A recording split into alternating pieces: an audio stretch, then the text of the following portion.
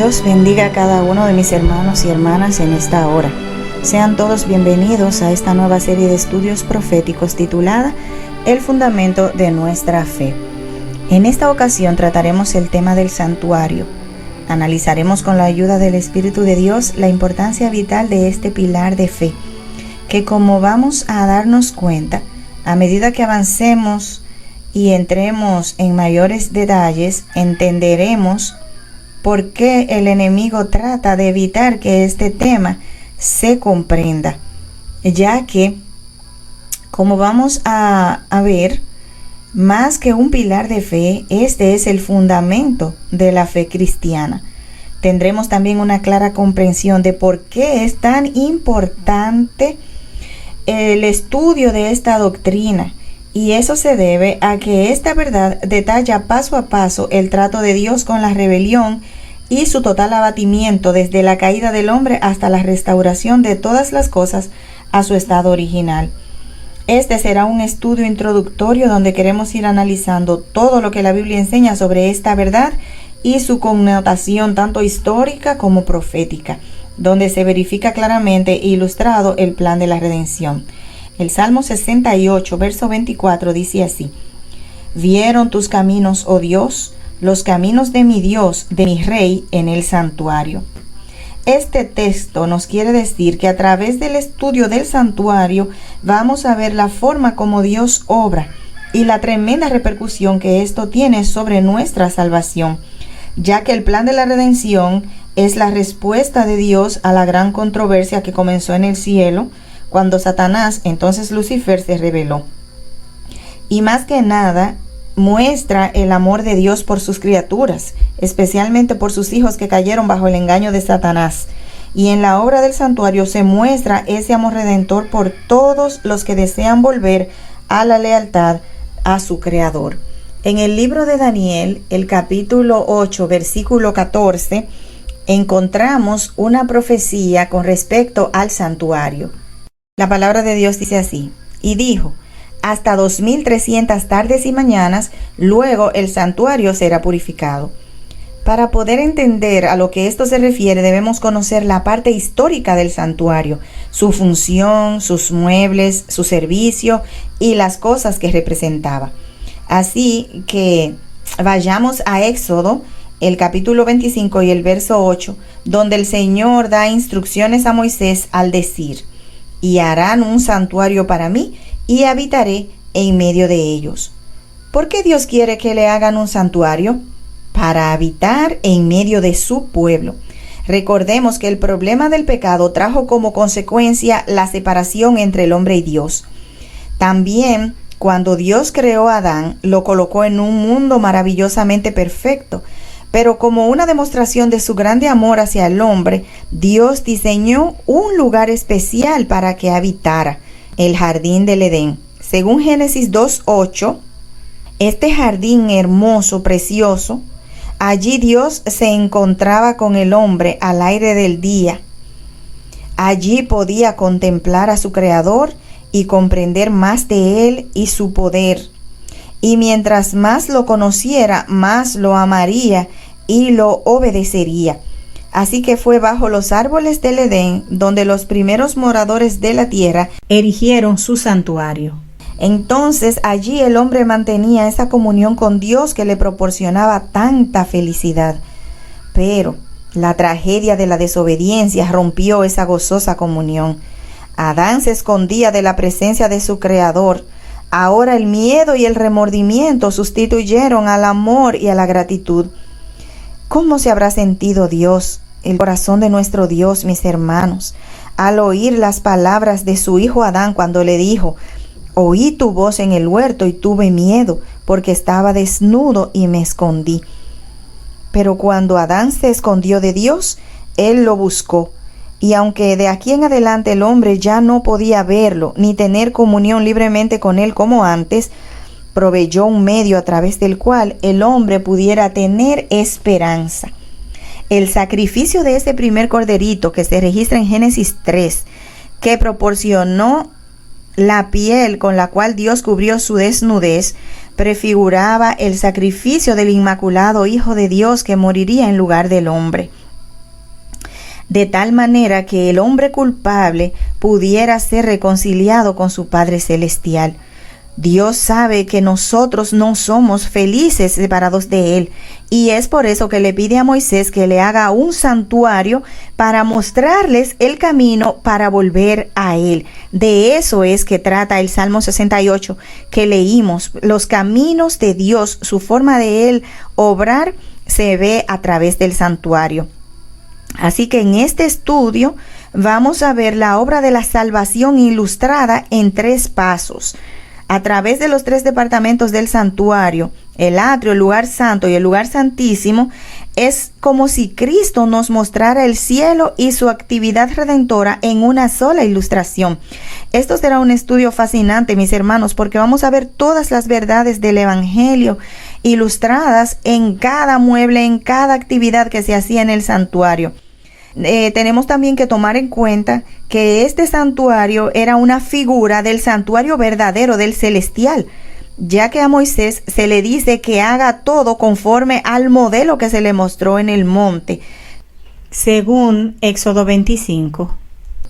Así que, aunque ningún edificio terrenal podía presentar la grandeza y la gloria del templo celestial, la morada del Rey de Reyes, donde millares de millares le sirven y millones de millones están delante de él, como dice Daniel 7:10, de aquel templo henchido de la gloria del trono eterno, donde los serafines, sus guardianes resplandecientes, se cubren el rostro en santa adoración. Este lugar, sin embargo, debía ser erigido para presentar las verdades importantes del santuario celestial y de la gran obra que allí se efectúa en favor de la redención del hombre. Así que esto debía enseñarse mediante el santuario terrenal y sus servicios. Por tanto, el estudio del santuario abre nuestra mente a una dimensión totalmente distinta y nos da las respuestas a las interrogantes que abruman al ser humano, tales como ¿por qué existe el sufrimiento, las injusticias, la pobreza, la muerte, etcétera? Cuando entendamos qué simboliza el santuario, una profunda reverencia y gratitud llenará nuestro corazón al saber de la gran condescendencia de Dios al querer morar con nosotros otra vez. Nuestros ojos se abrirán a las realidades eternas y sentiremos un ardiente deseo de responder a la oferta maravillosa de la redención que Dios nos está haciendo. Por eso es que el enemigo trata de impedir a toda costa que estudiemos y entendamos esta verdad vital, porque él sabe que cuando miramos en la doctrina del santuario, levantamos la vista hacia las cosas celestiales y por lo tanto él sabe que sus artimañas pierden poder sobre nosotros. Se rompe el hechizo y se hace sentir la necesidad y el deseo de volver a nuestro Padre Celestial. De ahí que Satanás inventa cuantas estratagemas hay en el mundo para que el hombre se entretenga con estas diferentes cosas y el tiempo de su oportunidad para aceptar la salvación se pase.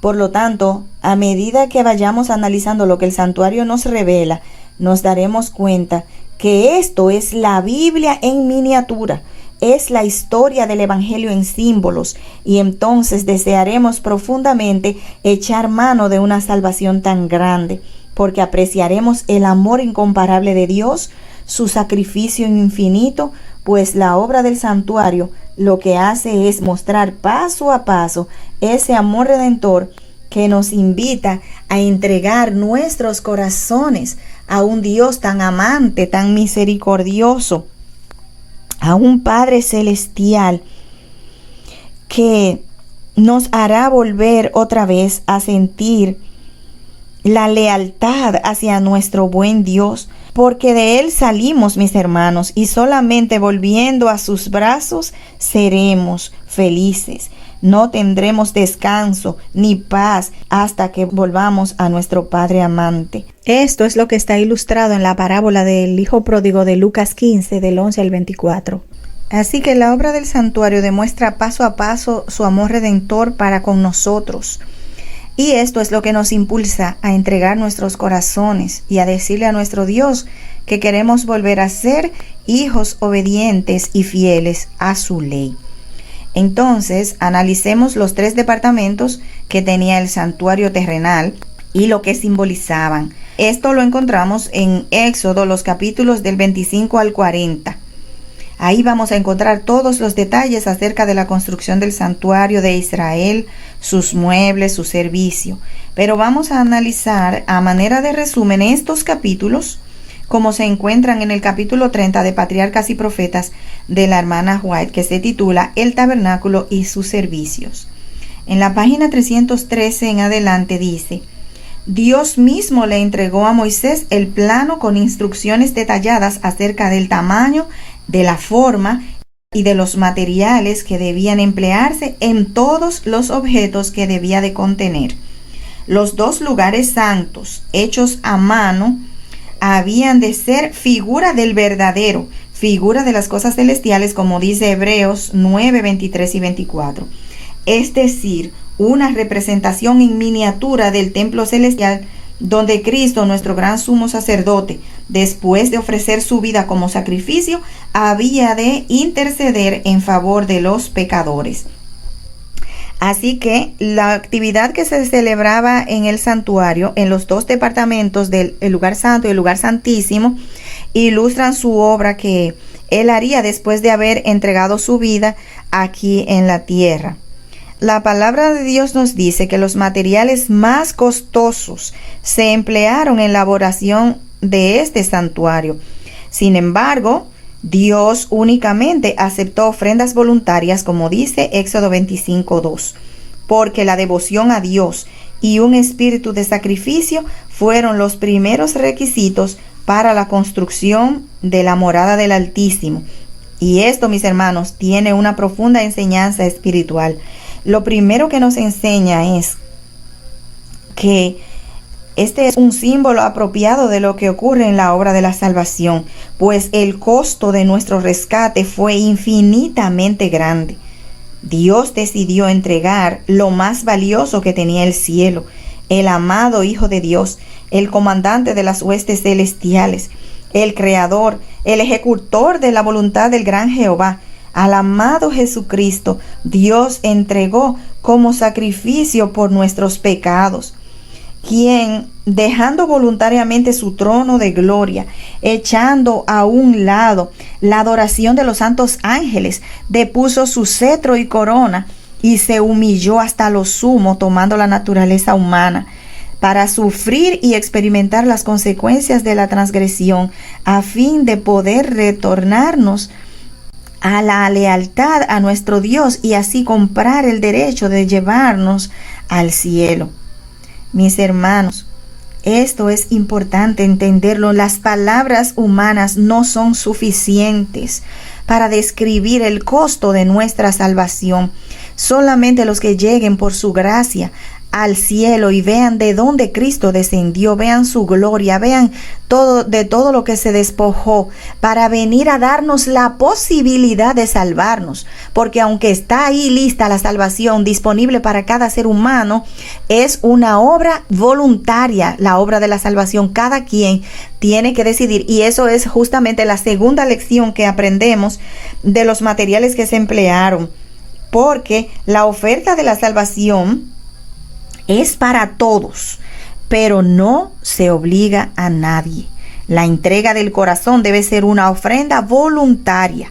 El ser humano tiene que decidir si quiere ser salvo o no. El ministerio del santuario consistía en 2 partes, un servicio diario y otro anual. En el servicio diario se efectuaba en el altar del holocausto y en el atrio del tabernáculo y en el lugar santo, mientras que el servicio anual se realizaba en el lugar santísimo. Volveremos a esto más adelante. El capítulo continúa diciendo en la página 315, el sagrado tabernáculo estaba colocado en un espacio abierto llamado atrio. Esta es la primera parte del santuario, ¿ok? Estaba rodeado por cortinas de lino fino que colgaban de columnas de metal, 60 para ser específicos. La entrada a este recinto se hallaba en el extremo oriental, que también tiene un profundo significado que vamos a ver. En el atrio, y cerca de la puerta se hallaba el altar de bronce del holocausto. Entre el altar y la puerta del tabernáculo, o sea, la puerta de entrar al lugar santo, estaba la fuente del lavacro, y ahí los sacerdotes se lavaban las manos y los pies cada vez que entraban en el departamento santo o cuando se acercaban al altar para ofrecer un holocausto al Señor. Esta es la descripción que se da del atrio y los muebles que contenía. Entonces, ahora vamos a analizar la simbología de este departamento y su enseñanza. El atrio o patio estaba rodeado por unas cortinas de lino fino o torcido que estaban colgadas de 60 columnas de metal, según dice Éxodo 27 del 9 al 16. Estas cortinas, hermanos, eran un símbolo de la justicia de Cristo, ya que el lino blanco y resplandeciente representa la justicia, según lo encontramos en Apocalipsis 19:8. Tanto el atrio como el lugar santo y el lugar santísimo representaban a Cristo y a su ministerio. Así que cada uno de los detalles que se presentan aquí tiene un significado que representa un aspecto de la obra de Cristo, tanto en la tierra como en el cielo.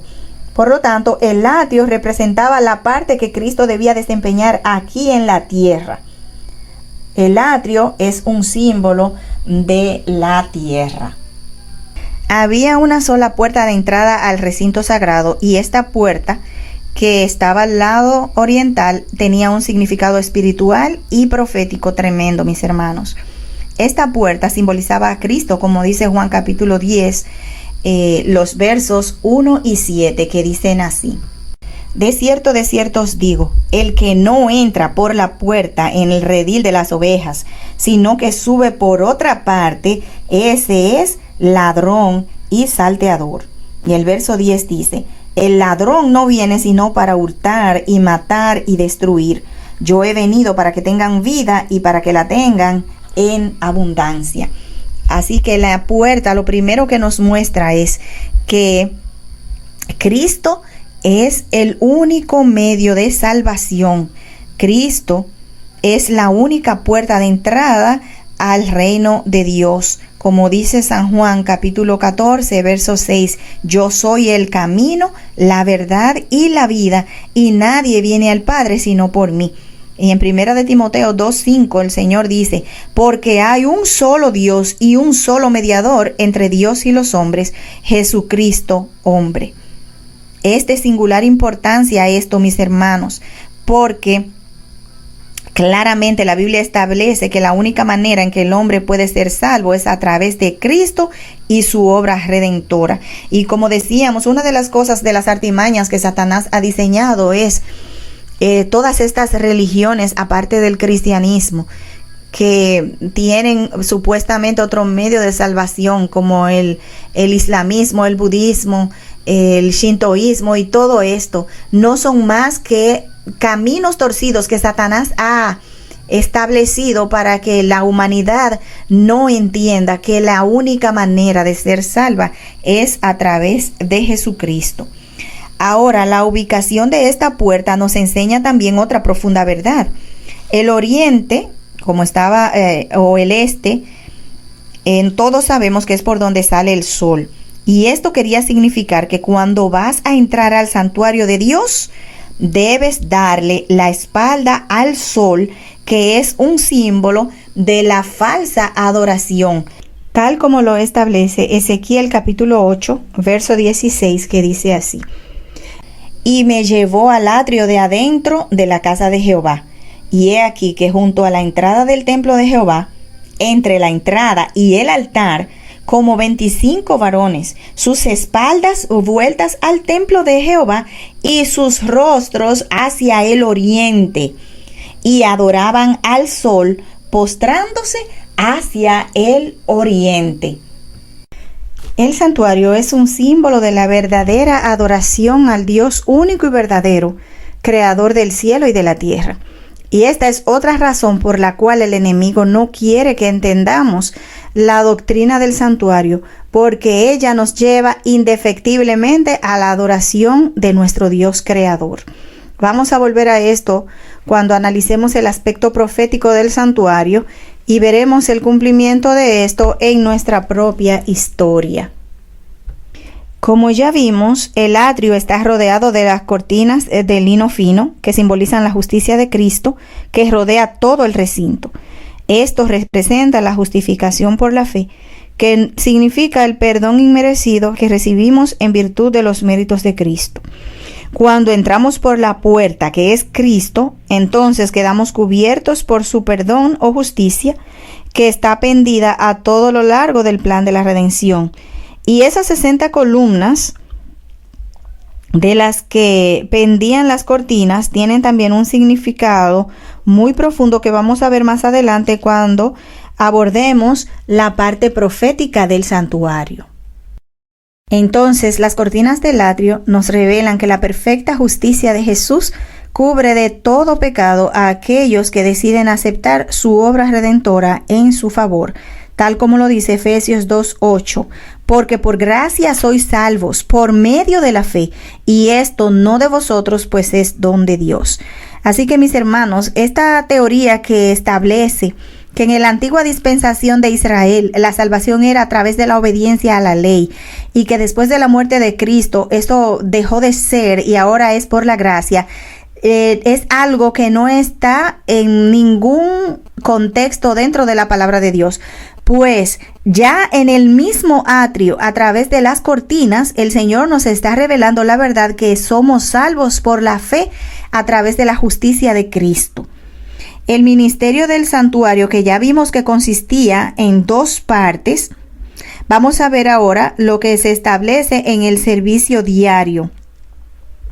Y cuando entramos entonces por el atrio, lo primero que encontramos, el primer mueble, es el altar del holocausto, donde en el servicio diario se realizaban el holocausto matutino y vespertino. La parte más importante del servicio diario era la que se realizaba en favor de los individuos. El pecador arrepentido traía su ofrenda a la puerta del tabernáculo y, colocando la mano sobre la cabeza de la víctima, confesaba sus pecados. Así, en un sentido figurado, los trasladaba de su propia persona a la víctima inocente, y con su propia mano tenía que matar el animal. El sacerdote entonces llevaba la sangre al lugar santo y la rociaba ante el velo detrás del cual estaba el arca que contenía la ley que el pecador había transgredido. Con esta ceremonia y en un sentido simbólico, el pecado era trasladado al santuario por medio de la sangre. Esto simbolizaba cómo el pecador, por la fe, confesaba sus pecados sobre la cabeza de ese corderito que representaba a Cristo, el Cordero de Dios que quita los pecados del mundo, quien iría a morir en la cruz al tomar sobre sí los pecados nuestros. Y esa sangre que era llevada al lugar santo era una garantía de que la sangre de Cristo era nuestro sustituto. Aquí vemos una vez más que en los sacrificios debía ejercerse fe. Cuando se confesaba los pecados sobre el corderito, todo pecador arrepentido entendía claramente que eso era un símbolo de lo que sucedería cuando el Redentor del mundo viniera. Así que una vez más vemos cómo en el altar del sacrificio se revelaba la salvación a través de la fe en el sacrificio expiatorio de nuestro Señor Jesucristo.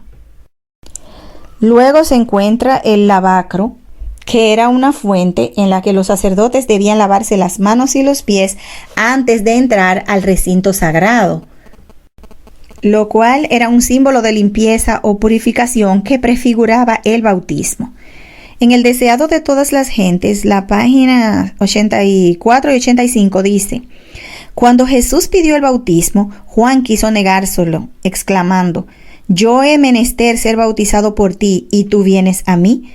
Jesús contestó: deja ahora, porque así nos conviene cumplir con toda justicia. ¿Por qué había de someterse el que no tenía necesidad de arrepentimiento a un rito que era una confesión de culpabilidad que debía ser lavada? Jesús no recibió el bautismo como confesión de culpabilidad propia. Se identificó con los pecadores, dando los pasos que debemos dar y haciendo la obra que debemos hacer.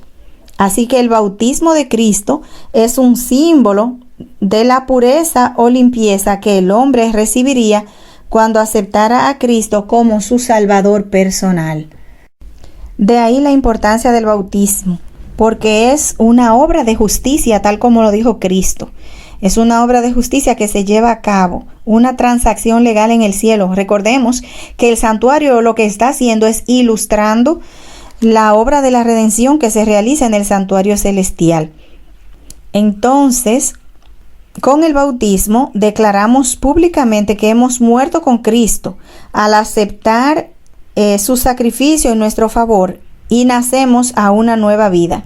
Romanos 6:4 lo explica de la siguiente manera: porque somos sepultados juntamente con Él para muerte por el bautismo, a fin de que como Cristo resucitó de los muertos por la gloria del Padre, así también nosotros andemos en novedad de vida. De este modo recibimos la purificación o limpieza antes de entrar a participar en los lugares santos. Pasamos de pertenecer del reino de las tinieblas al reino de la luz, tal como lo dice Juan 3:3-5. Es tan importante, mis hermanos, notar cómo el evangelio en verdad está ilustrado en todo lo que pasaba en el santuario. Pues esta conversación que tiene Jesús con Nicodemo, donde le dice que necesitaban nacer de nuevo y necesitaban nacer del agua y del espíritu, no es más que la verdad que se ilustraba en el lavacro.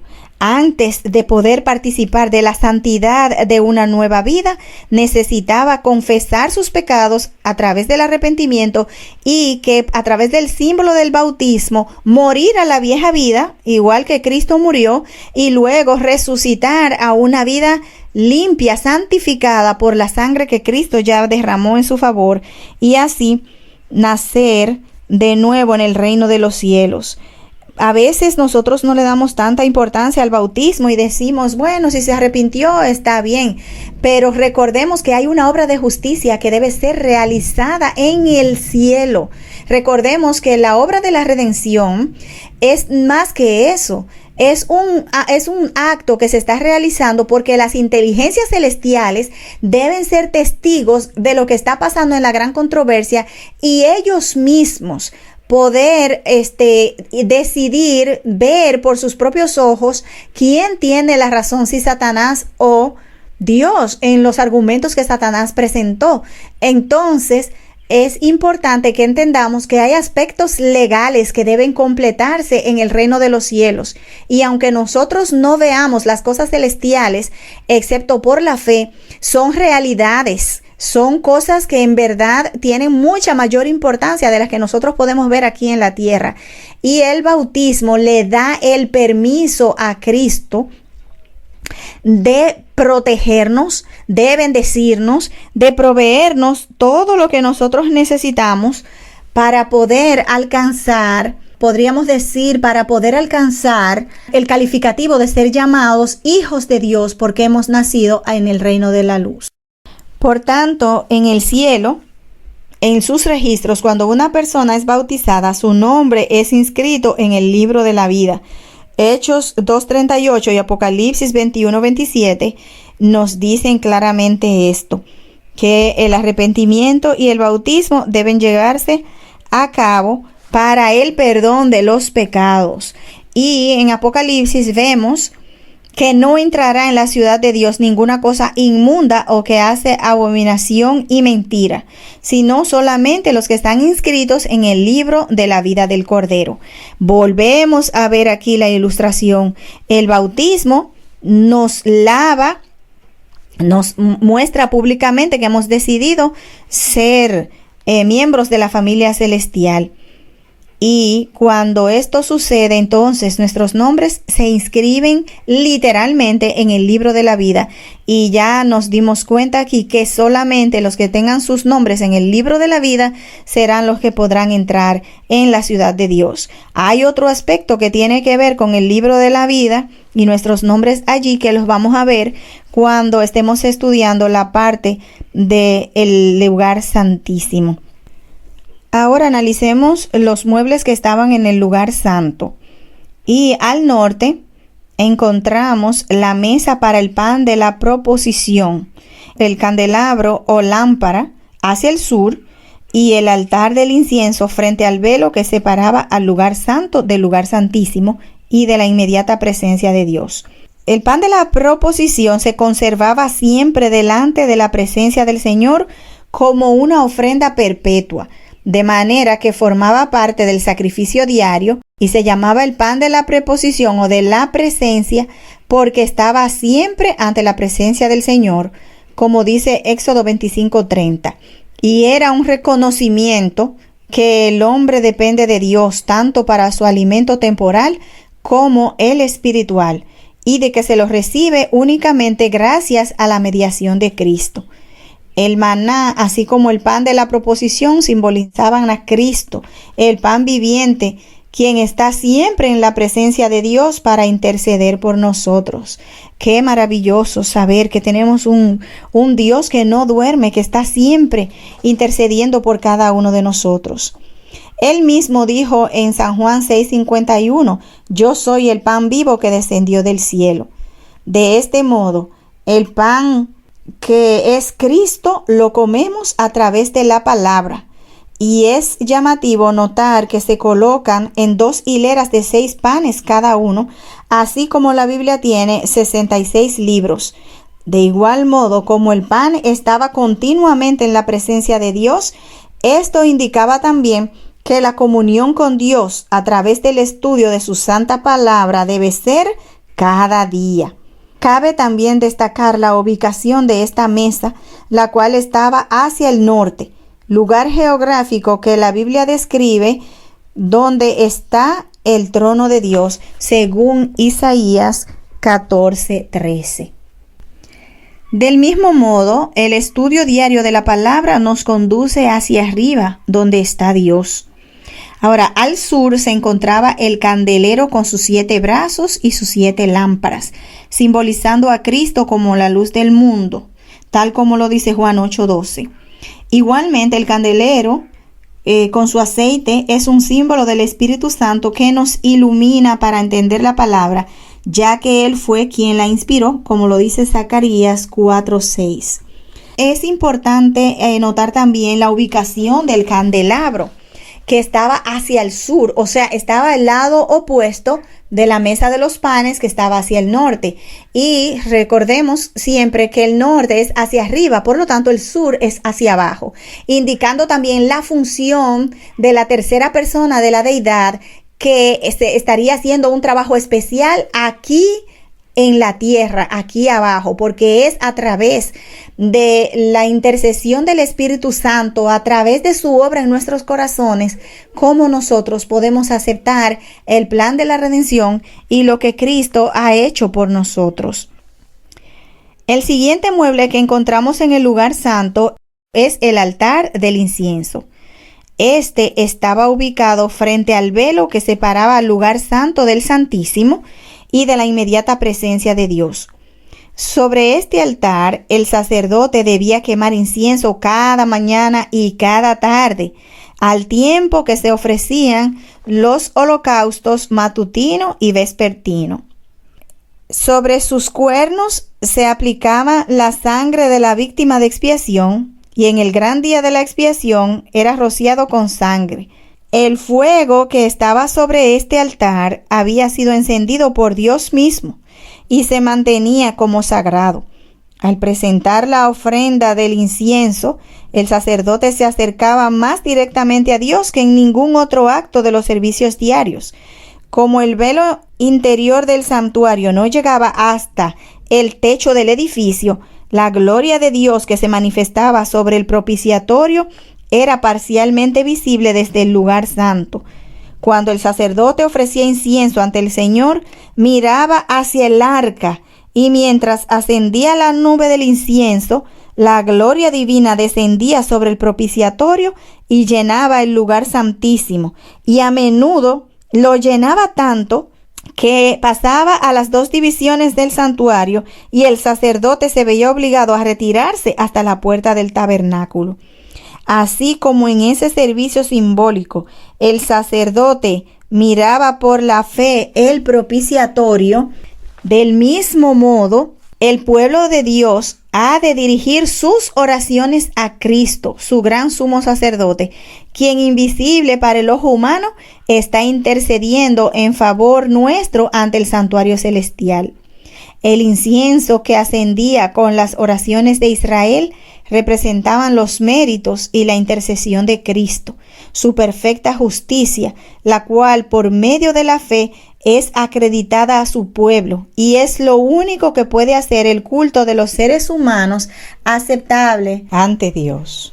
Entonces vemos que delante del velo del lugar santísimo había un altar de intercesión y esto era perpetuo, y delante del lugar santo un altar de expiación continua.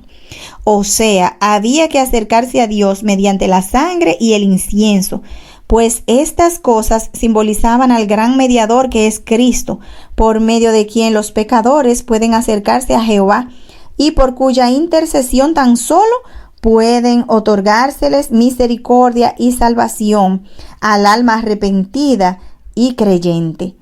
El altar del incienso también nos enseña el bendito privilegio de la oración. Es lo que nos conecta más cerca de la presencia de Dios, y por la fe podemos contemplar su gloria y las maravillas del mundo invisible.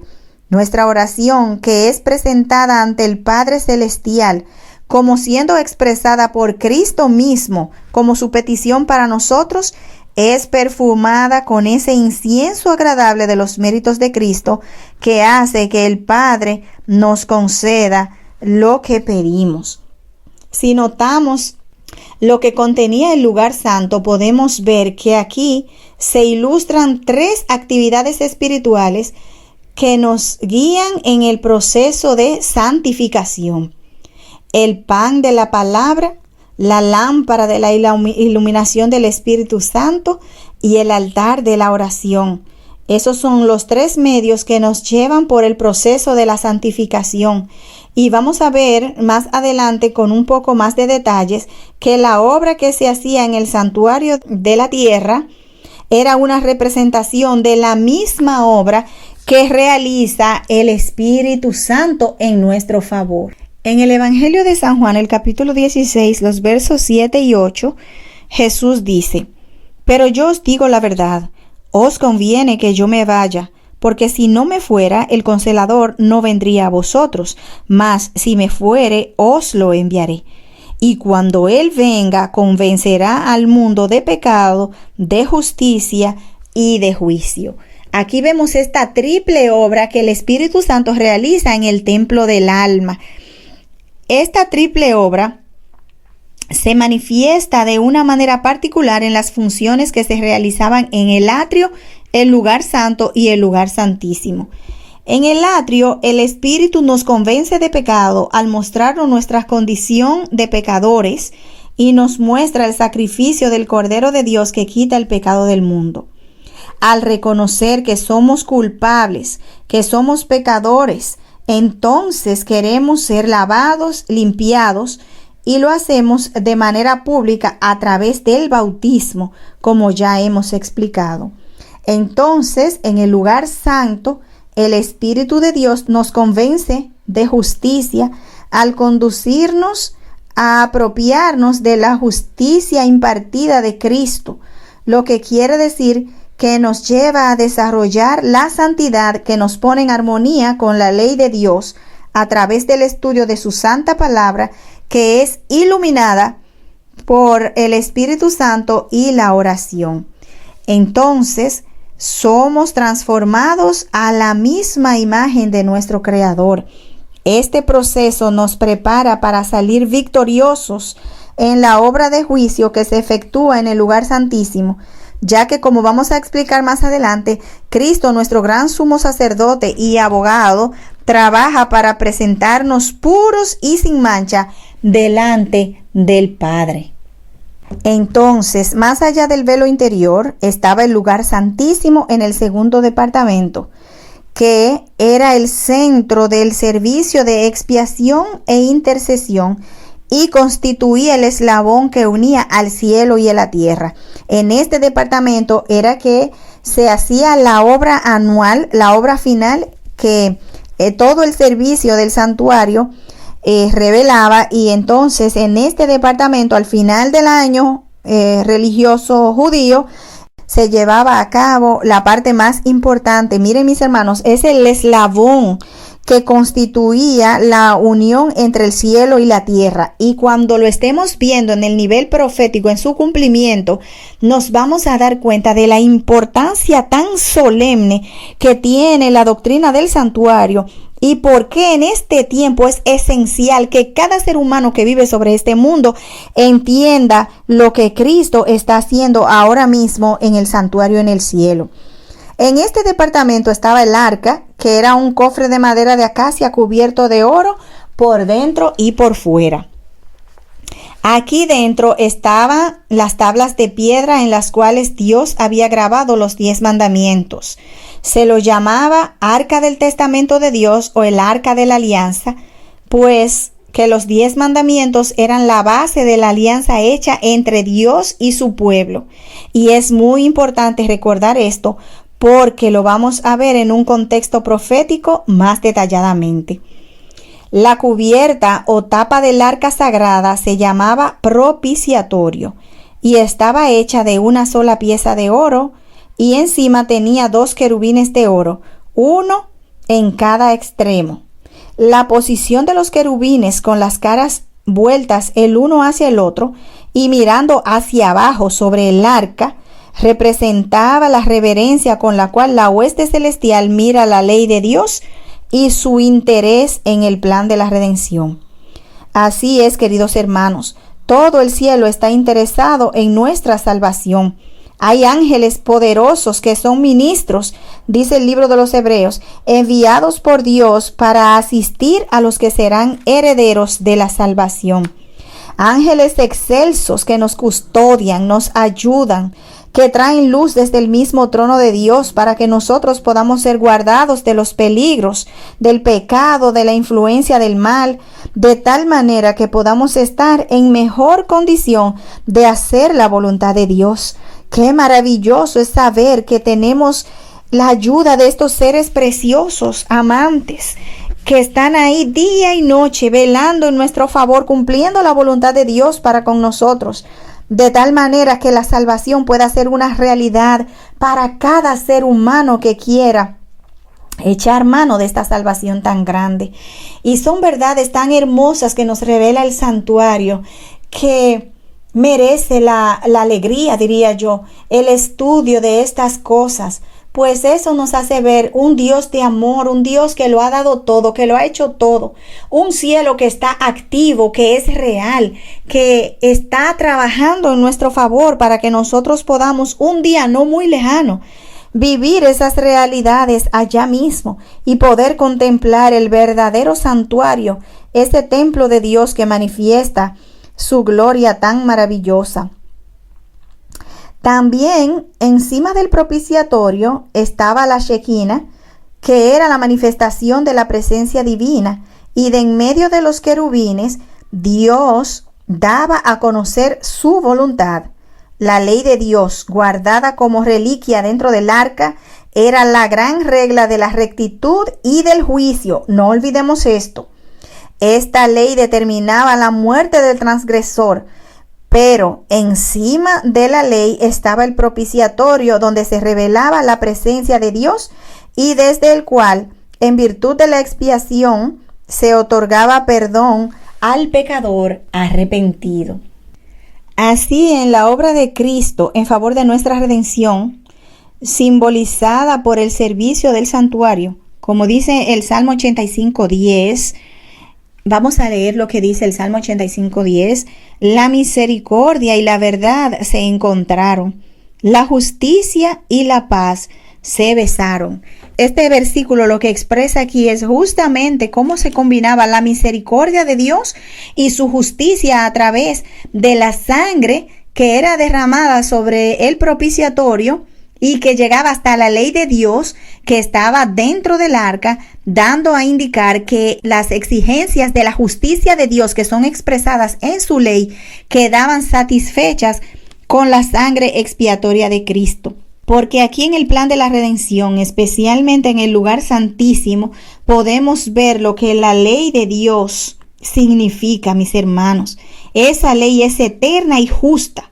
Sus demandas están satisfechas por la sangre de Cristo que era derramada sobre el propiciatorio y que es un símbolo de su gracia, de su muerte en nuestro favor, porque ahí se revela tanto el amor de Dios como su justicia, y en este acto anual cada vez se les recordaba al pueblo de Israel que la paga del pecado es la muerte, porque es la transgresión de la santa y justa ley de Dios. Y debemos entender que el cimiento del trono de Dios son justicia y juicio. Dios es amor, pero también es justicia y rectitud. Y a través del sacrificio infinito de Cristo se encontró la manera en la que Dios pudiera ser justo, como dice San Pablo, y a la vez justificar al transgresor de su santa ley. En este departamento encontramos las escenas que nos conducen al desenlace del juicio y al cumplimiento de los propósitos de Dios al solucionar el problema del pecado, que es la transgresión de la santa ley de Dios, como dice Primera de Juan 3:4. Esta obra de juicio que se describe en Levíticos 16 como el día de la expiación, vindica a Dios y a su ley y explica paso a paso cómo será eliminado el pecado para siempre. Vivimos en un momento muy solemne, mis hermanos, porque en los siguientes audios vamos a ver cómo esto en verdad está teniendo su cumplimiento literal ahora mismo. Y vamos a ver todos los detalles que sucedían en el día de expiación y su cumplimiento en nuestra propia historia. Entonces, ya hemos visto que el servicio anual se realizaba en el lugar santísimo y ningún ojo mortal excepto el del sumo sacerdote debía mirar el interior del lugar santísimo. Entendamos esto y por qué se requiere en el tercer paso de la obra de la redención, que es en el lugar santísimo, la obra de juicio que realiza el Espíritu Santo en nuestro corazón. Es una obra que tenemos que mirar por fe. Solo una vez al año podía entrar allí el sumo sacerdote, y eso después de una preparación cuidadosa y solemne. Temblando entraba para presentarse ante Dios, y el pueblo en reverente silencio esperaba su regreso con los corazones elevados, oigan en qué, en fervorosa oración para pedir la bendición divina. En el traslado de los pecados de Israel al santuario, los dos lugares santos quedaban así manchados y se hacía necesaria una obra especial para quitar de allí los pecados. Dios ordenó que se hiciera expiación para cada uno de los lugares del santuario, lo mismo que para el altar, tal como lo dice Levíticos 16:19. Así lo limpiará y lo santificará de las inmundicias de los hijos de Israel. Este es el evento que se realizaba anualmente. Dice la página 323 de Patriarcas y Profetas: una vez al año, en el gran día de la expiación, el sacerdote entraba en el lugar santísimo para limpiar el santuario. La obra que se llevaba a cabo allí completaba el ciclo anual de ceremonias. El día de la expiación se llevaban 2 machos cabríos a la puerta del tabernáculo y se echaba suerte sobre ellos, una suerte por Jehová y la otra suerte por Azazel, dice el versículo 8. El macho cabrío sobre el cual caía la suerte por Jehová debía ofrecerse como ofrenda por el pecado del pueblo. Y el sacerdote debía llevar la sangre más allá del velo y rociarla sobre el propiciatorio, como ya lo vimos. Entonces, esto es lo que pasaba en el lugar santísimo en el día de la expiación. El sumo sacerdote llevaba una ofrenda por la congregación y entraba en el lugar santísimo con la sangre. La rociaba sobre el propiciatorio, como ya vimos, y encima de las tablas de la ley. En esa forma, los requisitos de la ley que exigían la vida del pecador quedaban satisfechos. Entonces, en su carácter de mediador, el sacerdote tomaba los pecados sobre sí mismo. Recordemos que el sacerdote también era un símbolo de Cristo y lo vamos a ver con mayor detalle cuando estemos explicando la parte profética del santuario. Luego el sacerdote salía del santuario llevando sobre sí las cargas de las culpas de Israel. No olvidemos esto porque es muy importante la verdad que nos enseñará esto cuando estemos estudiando en la obra que exactamente realiza Cristo en este momento. Entonces, a la puerta del tabernáculo ponía las manos sobre la cabeza del macho cabrío, símbolo de Azazel, y confesaba sobre él las iniquidades de los hijos de Israel. Y cuando el macho cabrío que llevaba esos pecados era conducido al desierto, se consideraba que con él se alejaban para siempre del pueblo los pecados. Bien, todo este simbolismo que hemos visto en la parte del lugar santísimo que se desarrollaba una vez al año, vamos a verlo con más detalles en nuestro próximo audio cuando enfoquemos la parte profética del santuario.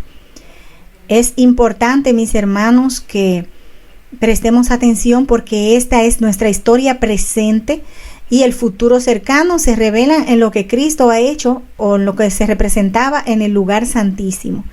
Y de ahí vamos a poder mirar cómo ahora mismo el plan de la redención se está llevando a cabo en nuestro favor y cómo debemos nosotros, al igual que la congregación de Israel, estar en una actitud de solemnidad, de reverencia, de confesión, de humillación y de arrepentimiento, para que lo que Cristo está haciendo en nuestro favor en el lugar santísimo en este momento, como lo vamos a ver en el siguiente audio, pueda ser efectivo para cada uno de nosotros. Que el Señor nos bendiga en esta hora y es nuestro deseo y oración que podamos entender estas solemnes verdades que abrirán ante nuestros ojos, verdades que están reveladas en la palabra de Dios, pero que hasta ahora han sido pasadas por alto, omitidas o quizás no conocidas, que nos son indispensables para la preparación que se requiere para la obra de la salvación. Así que Dios bendiga a cada uno en esta hora y esperamos que con la ayuda del Espíritu Santo podamos encontrarnos en nuestro siguiente audio para continuar con nuestro estudio.